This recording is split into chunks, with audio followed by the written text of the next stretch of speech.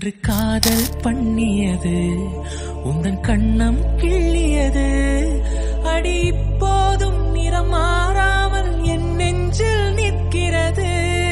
அங்கு பட்டுச் சேலைகளும் நகை நட்டு பாத்திரமும் உன்னை கேட்டேனே சண்டை போட்டேனே அது கண்ணில் நிற்கிறது.